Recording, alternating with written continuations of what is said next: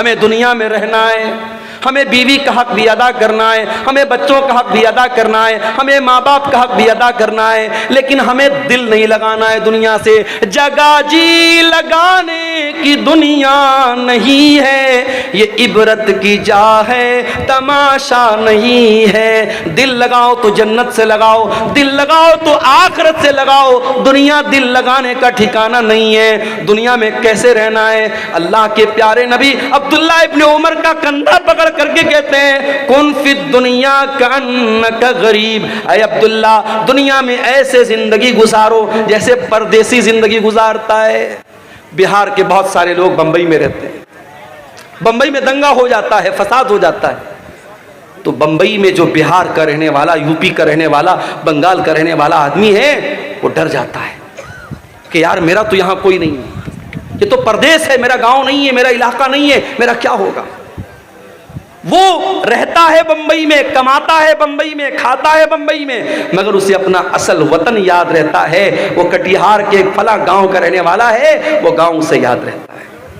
अल्लाह के नबी फरमाते हैं, तुम दुनिया में इस तरीके से जिंदगी गुजारो जैसे कोई अजनबी, कोई परदेसी जिंदगी गुजारता है। औ आबिरु सबीलिन, या ऐसे जिंदगी गुजारो जैसे कोई मुसाफिर जिंदगी गुजारता है। मुझे कल कटिहार से निकलना है, इंटरसिटी पकड़ना है, इंटरसिटी पटना जा रही है, रास्ते में बेगूसराय भी आ रहा है, रास्ते में मानसी भी आ रहा है, रास्ते में महेश खुंड भी आ रहा है, रास्ते में बरौनी भी आ रहा है। मुझे भूख लगेगी, मैं उतर करके चिप्स ले लूंगा, मैं बिस्किट ले लूंगा, मैं नमकीन ले लूंगा, मगर मुझे मालूम है मुझे पटना तक जाना है, मेरी मंजिल पटना है, मेरी मंजिल बनारस है। मैं जा करके ठहरूंगा अपनी मंजिल पर, मैं जा करके रुकूंगा अपनी मंजिल पर। मैं बीच के स्टेशनों से फायदा तो उठा सकता हूं, मगर मेरा टारगेट मेरी मंजिल होगी, मेरा मकसद मेरी मंजिल होगी।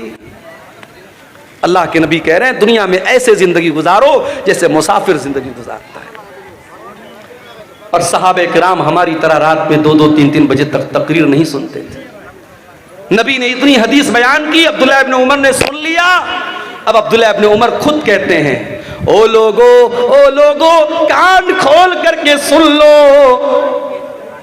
इज़ा अस्बहत फला तंतज़िरिल मसा, जब सुबह हो जाए तो शाम का वेट न करो, शाम की प्रतीक्षा न करो, शाम का इंतजार न करो। शाम हो जाए तो सुबह का इंतजार न करो। ओ मेरी प्यारी माओ बहनों, ओ मेरे प्यारे नौजवान साथियों, जाओ जरा बिस्तर पे सोने के पहले ये हदीस याद कर लेना, ये सोच करके बिस्तर पे जाना, आय अल्लाह अगर आज की रात मेरी जिंदगी की आखिरी रात हो गई, आय अल्लाह सारे आमाल तो गुनाहों से भरे हैं, सारा रजिस्टर तो गुनाहों से भरा है, अय अल्लाह अगर इसी हाल में तेरे पास चला गया, अय अल्लाह तो इसी हाल में तेरे पास में चली गई, अय अल्लाह मेरा क्या बनेगा, मेरा क्या हाल बनेगा। मेरे प्यारे साथियों, जब रात में बिस्तर पे सोने जाया करो तो ये एक बार सोच लिया करो। अल्लाह के हजरत अब्दुल्ला इब्न उमर कहते हैं, जब शाम हो जाए तो सुबह का इंतजार मत किया करो, और सुबह हो जाए तो शाम का इंतजार मत किया करो। और आगे फरमाते हैं, वखुज़ मिन सिहतिका लिमरज़िका, और जब तुम्हारी तंदुरुस्ती मौजूद है तो तुम बीमारी के दिन की तैयारी कर लो, और अपनी जिंदगी में मौत की तैयारी कर लो, मौत की तैयारी कर लो। माशाअल्लाह कटिहार बड़ी तरक्की पर है। मैं आज मार्केट में गया, हमारे कुछ दोस्त लोग भी साथ में थे, कितने बड़े बड़े रेस्टोरेंट बन गए हैं। स्टेशन के सामने एक छोटा सा होटल था, बिस्मिल्लाह होटल। आज गया तो देखा बहुत बड़ा सा रेस्टोरेंट बना है, उसका नाम है तंदूरी महल। बड़े बड़े होटल खुल रहे हैं कटिहार में। अभी हैदराबाद में गया था, एक दो महीना पहले मेरा सफर था, कुछ साथियों के साथ रात में निकला। मेरा ख्याल है कि रात के 12 या 1 बज रहे थे। दोस्तों ने कहा चलिए मौलाना आपको चाय पिलाते। मैंने कहा यार 12-1 बज रहा है, चाय मिलेगी? बोले चलिए आप हैदराबाद में। हैदराबाद में चाय की एक बहुत बड़ी दुकान है, नाम नोट कर लो, कभी जाना तो चाय पी लेना, नीलोफर होटल। नीलोफर नाम है, लड़की का नाम नहीं बता रहा हूं, होटल का नाम बता रहा हूं, नीलोफर। रात के 1 बजे मैं गया साथियों के साथ। मैं सोचा यार रात का 1 बजा है, 2-4 लोग वहां होंगे। गया तो वो भीड़ है, रश है, मर्दों का, औरतों का, लड़कों का, लड़कियों का, मुसलमानों का इलाका है, मुस्लिम मेजॉरिटी इलाका है, और रश भरा पड़ा है। तो अब हैदराबाद शहर है भाई, खाने पीने का शहर है। अब कटिहार में भी वो चीजें आ रही, पूर्णिया में वो चीजें आ रही, तरक्की पर है जमाना। जमाना तरक्की पर तो है मेरे प्यारे साथियों। लेकिन ये बात याद रखो, तरक्की का मतलब ये नहीं है कि आप अपने अल्लाह को भूल जाएं। 4 पैसे आ गए, स्टैंडर्ड बन गए, घर में स्टैंडर्ड बन आ गया, इसका मतलब ये नहीं कि आपके घर की औरतें पर्दा करना बंद कर दें। स्टैंडर्ड बन गए तो कुरान पढ़ना बंद कर दो, ऐसा नहीं है मेरे भाई। कब्र के अंदर यही कुरान आपके काम आएगा। मैं नहीं मना करता तुम अपने बच्चों को मेडिकल की तालीम दो, मैं मना नहीं करता। अपनी बच्चियों को तुम आला तालीम दो, मैं मना नहीं करता। मगर वल्लाह मेरा कलेजा दुखता है जब कटिहार के बड़े बड़े कॉलेजों में मुसलमान लड़की चेहरा खोल करके बेपर्दगी के साथ अपने बॉयफ्रेंड के साथ, अपने बैचमेट के साथ, अपने क्लासमेट के साथ घूम रही है, पार्कों में घूम रही, तो तकलीफ होती है कि ये कौम तालीम हासिल कर रही है, इस कौम की लड़कियां तालीम हासिल कर रही हैं या बेहयाई कर रही हैं, बेपर्दगी कर रही हैं। हालात ये हैं, लड़की 8-9 साल की होती है, लड़का 10-12 साल का होता है। अभी लड़का बहुत छोटा है, लड़की बहुत छोटी है। अभी दुनिया की बहुत सारी बातें उनको मालूम भी नहीं है, मगर यूट्यूब ने उनको सिखा दिया है, फेसबुक ने उनको सिखा दिया है, इंस्टाग्राम ने उनको सिखा दिया है। 9-9 साल की लड़कियों के भी बॉयफ्रेंड मौजूद हैं, 10-12 साल के लड़कों की गर्लफ्रेंड मौजूद हैं। मैं इसी समाज की और इसी मुआशरे की हकीकत आपको बता रहा हूं मेरे भाई। वल्लाह मेरे प्यारे नौजवान साथियों, मेरी बहनों, दुनिया की ये तालीम आप हासिल कीजिए, मगर अकबर इलाहाबादी का वो शेर मैं आपको सुनाता हूं। तुम शौक से कॉलेज में पढ़ो, चरख पे झूलो, जायज है गुबारों में उड़ो, चरख पे झूलो, बस एक सुखन बंद है आजिज कर है याद, अल्लाह को और अपनी हकीकत को न भूलो। आप कितने बड़े कॉलेज में भी पढ़ लीजिए, लेकिन आपको ये नहीं भूलना है कि आप मुसलमान हैं। अल्लाह की कसम, कर्नाटक की वो लड़की जो नकाब में स्कूल जा रही थी, कॉलेज जा रही थी, और दंगाइयों ने और फसादियों ने उसको देख करके नारा लगाया था, और उस लड़की ने जिसका नाम मुस्कान था, उसने नारे तकबीर की सदा बुलंद की थी, अल्लाह अकबर कहा था। सारी दुनिया के मुसलमानों ने उस लड़की पर फख्र किया था। और आज भी बड़े बड़े कॉलेजों में जो लड़की नकाब में रहती है, अपनी हया से समझौता नहीं करती, अपने पर्दे से समझौता नहीं करती, वो प्राइम मिनिस्टर से भी डिग्री लेने जाती है तो नकाब में जाती है। ऐसी लड़कियों पर हमें फख्र है मेरे भाइयों, ऐसी बहनों पर हमें फख्र है। तालीम हासिल करो, मगर कुरान की भी तालीम हासिल करो। ये मदरसे, ये छोटे छोटे मदरसे आज सीमांचल में तरस रहे हैं, इनका इंफ्रास्ट्रक्चर देख लो। मैं कितने मदरसों में जाके देखा मैंने कि टीन का शेड लगा हुआ है और कच्ची जमीन है, बच्चे बेचारे उस पर पढ़ रहे। किशनगंज में एक मदरसे में मैं गया, बेहतरीन तालीम हो रही है, अच्छी पढ़ाई हो रही है, मगर इंफ्रास्ट्रक्चर नहीं है। ये बड़े बड़े नेता आते हैं हमारे यहाँ, इन मिनिस्टरों से, इन नेताओं से, इन एमपीज और एमएलए से कहो कि इन मदरसों को भी थोड़ा ध्यान दें। आज कितने मदरसे मेरे भाइयों, न उनके पास इंफ्रास्ट्रक्चर है, न उनके पास टीचरों के को देने की ढंग की सैलरी है। बेचारे साल में एक जलसा करते हैं, और जलसे में भी जो लोग आते हैं तकरीर सुनते हैं, कितने लाख रुपये का जलसे पे खर्च हो जाता है, और आखिर में जो बचत होती है मदरसे वालों को बहुत थोड़ी सी बचत होती है। ये तकलीफ की बात है मेरे भाइयों, ये दर्द की बात है। इन मदरसों में पढ़ने वाले, कुरान पढ़ने वाले बच्चों को हकीर समझते हैं हम। वल्लाह इन्हें हकीर मत समझो। तुम डॉक्टर बन जाओ, तुम इंजीनियर बन जाओ, तुम आईएएस ऑफिसर बन जाओ, मुबारक हो तुम्हें। ये कुरान पढ़ने वाले, ये दुबले पतले बच्चे, ये पतली दाल पीने वाले बच्चे, ये बगैर छिला हुआ आलू खाने वाले बच्चे, ये जागीर का खाना, अपनी इज्जत और खुददारी को कुचल कर घरों से ले जाके टिफिन लेकर खाना लाने वाले ये बच्चे, इन्हें हकीर मत समझो मेरे भाइयों। अल्लाह के नबी फरमाते हैं, खैरुकुम मन तअल्लमल कुरान व अल्लमहु, तुम में सबसे बेहतरीन इंसान वो है जो कुरान को सीखता है और कुरान को सिखाता है। कब्र में यही कुरान आपके काम आएगा। कब्र में मुनकर नकीर आएंगे, पूछेंगे मन रब्बु का, तेरा रब कौन है? तू कहेगा मैं इंटर पढ़ के आया हूँ, मैं ग्रेजुएशन करके आया हूँ, मैंने BCA किया, मैंने MCA किया, मैंने नीट निकाला, मैंने फला एग्जाम पास किया। फरिश्ता पूछेगा मन नबियों का, तेरे नबी कौन है? माँ दीनों का, तेरा दीन क्या है? अगर आपने दुनिया की सारी तालीम हासिल की है, अगर आपने रब का कुरान नहीं पढ़ा है, अगर आपने मोहम्मद रसूलुल्लाह की हदीसों को नहीं पढ़ा है, कुरान और सुन्नत को नहीं पढ़ा है, आप मुनकर नकीर के सवाल का जवाब नहीं दे पाएंगे। उस सवाल का जवाब अगर चाहिए तो कुरान पढ़ना पड़ेगा, हदीसों को पढ़ना पड़ेगा।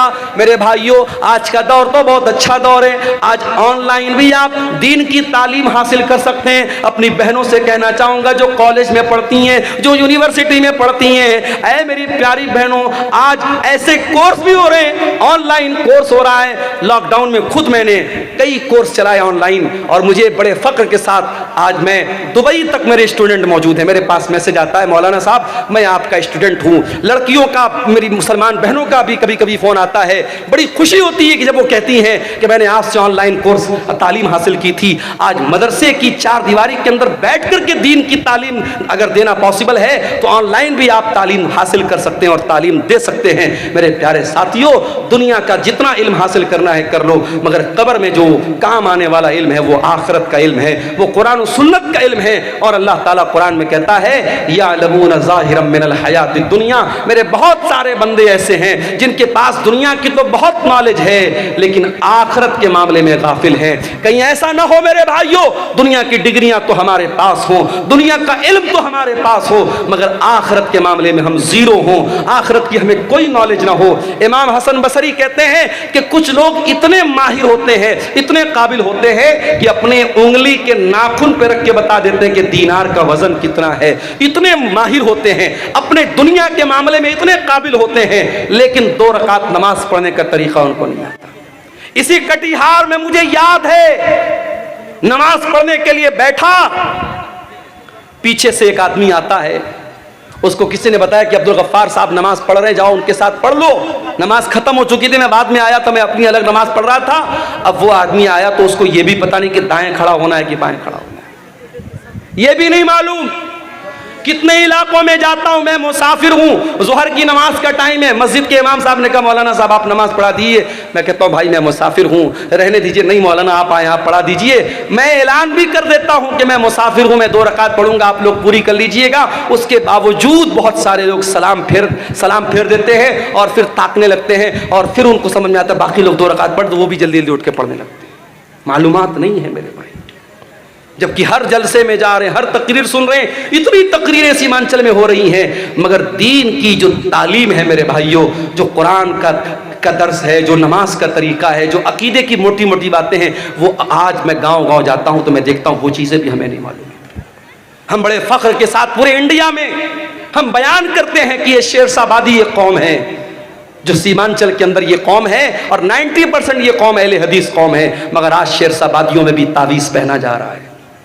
आज शेरशाबादियों में भी बाज बस्तियों में कब्र परस्ती शुरू हो गई है, तावीज और गंडा शुरू हो गया है, हराम किस्म की झाड़ फूक शुरू हो चुकी है। क्यों? क्योंकि अकीदा मजबूत नहीं है, तौहीद मजबूत नहीं है, दीन का इल्म नहीं है। मेरे प्यारे साथियों, दीन का इल्म हासिल करो, दीन का इल्म ही आपको कयामत के दिन भी काम आएगा और कब्र में भी काम आएगा। मैं मना नहीं करता, आप दुनिया की तरक्की हासिल कीजिए, दुनिया को कामयाब बनाइए, मगर कुरान हमें जो दुआ सिखाता है, रब्बना आतिना फिद दुनिया हसना व फिल आखिरति हसनतन व क़िना अज़ाबन्नार। ऐ अल्लाह तू दुनिया की भी भलाई हमको अता फरमा दे और आखिरत की भलाई भी हमको अता फरमा दे और जहन्नम की आग से हमको बचा ले। दुनिया में आप तरक्की करें, इस्लाम को कोई एतराज नहीं है, मगर दुनिया की 50 साल की जिंदगी में आप तरक्की कर ले, पैसा कमा ले, नाम कमा ले, इससे इंपॉर्टेंट बात यह है, इससे अहम बात यह है कि जो परमानेंट लाइफ है, जो फॉरएवर है, जो हमेशा रहने वाली जिंदगी है, मेरे भाइयों उस जिंदगी के लिए आपने क्या तैयारी की है, उस पर आप मेहनत कीजिए। अल्लाह के नबी सल्लल्लाहु अलैहि वसल्लम एक दुआ किया करते थे, बड़ी प्यारी दुआ है, मैं आपको बता रहा हूं, अगर आपको याद करना है, दुआ की एक पतली सी किताब आती है, नाम नोट कर लीजिए, हिस्नुल मुस्लिम। ये किताब आपको कहीं भी मिल जाएगी, अगर मोबाइल आपके पास मौजूद है, उसके प्ले स्टोर में जाके आप टाइप कीजिए हिस्नुल मुस्लिम, तो ये किताब वहां पर भी आपको मिल जाएगी। अल्लाह के नबी बड़ी प्यारी दुआ करते थे, अल्लाहुम्मा अस्लिह ली दीनी अल्लज़ी हुवा इस्मतु अमरी व अस्लिह ली आखिरती अल्लती व अस्लिह ली दुनियाया अल्लती फीहा माआशी। ऐ अल्लाह मेरे दीन को सही कर दे, मेरे दीन की इस्लाह कर दे, क्योंकि दीन ही मेरे मामले की बुनियाद है। और अल्लाह मेरी दुनिया को भी तू अच्छा कर दे, क्योंकि मुझे जिंदगी दुनिया में गुजारना है। वो अस्लिह ली आखिरती अल्लती इलैहा माआदी, और अल्लाह मेरी आखिरत को भी तू दुरुस्त कर दे, क्योंकि मरने के बाद मुझे लौट करके आखिरत की तरफ जाना है। वजअलिल हयात ज़ियादतन ली फी कुल्लि खैर, और अल्लाह मेरी जिंदगी को ऐसा बना दे कि जिंदगी में हर आने वाला दिन पीछे वाले दिन से बेहतर हो, हर दिन कोई नया नेकी का काम करूं, कोई अच्छा काम करूं। इसी कटिहार के इलाके के लोगों ने मुझे बताया कि पर हेड वो 10-10 रुपया कलेक्शन कर रहे हैं। 10 रुपये की आज के ज़माने में कोई वैल्यू नहीं, लोग पान खा जाते हैं 10 रुपये का। परिवार में अगर 5 लोग हैं, 6 लोग हैं, 10-10 रुपया वो सबसे कलेक्शन कर रहे हैं पूरे गांव से। और इस तरीके से 1 साल लोगों ने कलेक्शन किया है। गांव का नाम मुझे याद नहीं है, उस गांव के लोगों ने मुझे बताया, अभी शाम को मुझसे मुलाकात हुई थी, कि हर महीने 40,000 50,000 रुपया कलेक्शन कर रहे हैं। और 1.5 साल में उन्होंने 16-17 लाख रुपया इकट्ठा कर लिया है। एक बड़ा फंड हो गया है। मस्जिद का कोई मसला आ जाए, कब्रिस्तान का कोई मसला आ जाए, 10-10 रुपया कोई भारी भी नहीं पड़ने वाला, हर हफ्ता वो वसूल रहे हैं। और पूरी ट्रांसपेरेंसी के साथ, पूरी पारदर्शिता के साथ बाकायदा एक ग्रुप बनाया है, व्हाट्सएप पर बाकायदा मैसेज में हर हफ्ता बता देते हैं इतना कलेक्शन हुआ, इतना अमाउंट आया है। मेरे प्यारे साथियों, ये मदरसे जो आपके गांव गांव में मकतब चल रहे हैं, ये साल में जलसा करके छोटे छोटे बच्चों को ऑटो पर बिठा के जो भीख मांगते हैं हम, उससे तो बेहतर है इस तरीके की कोई हम शक्ल निकालें कि 10-10 रुपया भी अगर हम हर परिवार के हर मेंबर से लें और एक बड़ी रकम इकट्ठा हो जाए, हम अच्छी सैलरी दें और अच्छे उलमा को और अच्छे टीचरों को हम रखें, हमारी कौम के बच्चे कुरान और हदीस पढ़े। ये मुझे बड़ा अच्छा लगा, ये करने का काम लगा जो आपके सीमांचल में ये काम किया जा सकता है। मुझे तकलीफ होती है मेरे भाइयों, आज अपने खाने पर पहनने पर, मुझे इसी शेरशाहबादी समाज के लोगों ने बताया कि आज शेरशाहबादियों में ऐसे भी गांव हैं जहां शादियों में डीजे बज रहा है। मुसलमान आदमी की शादी है, अहले हदीस की शादी है, शेरशाहबादी की शादी है, और शादी में डीजे बज रहा है। बाप भी बेशरम लोगों की तरह नाच रहा है, माँ भी बेशरम लोगों की तरह नाच रही है, ये नाच गाना हो रहा है। मेरे प्यारे साथियों, अल्लाह का अजाब नहीं आएगा तो क्या आएगा? यही वो दौर था, अल्लाह के प्यारे नबी ने बताया था कि मेरी उम्मत पर वो दौर आएगा, खस्फुन व खस्फुन व मस्खुन, मेरी उम्मत के लोगों को जमीन में धसा दिया जाएगा, मेरी उम्मत के लोगों पर आसमान से पत्थर बरसेंगे, और मेरी उम्मत के लोगों को सूअर और बंदर बना दिया जाएगा। ऐसा दौर आएगा। सहाबा ने कहा, अल्लाह के नबी ऐसा दौर कब आएगा? आपने फरमाया, इज़ा ज़हरतिल क़ैनात वल मआज़िफ, जब नाच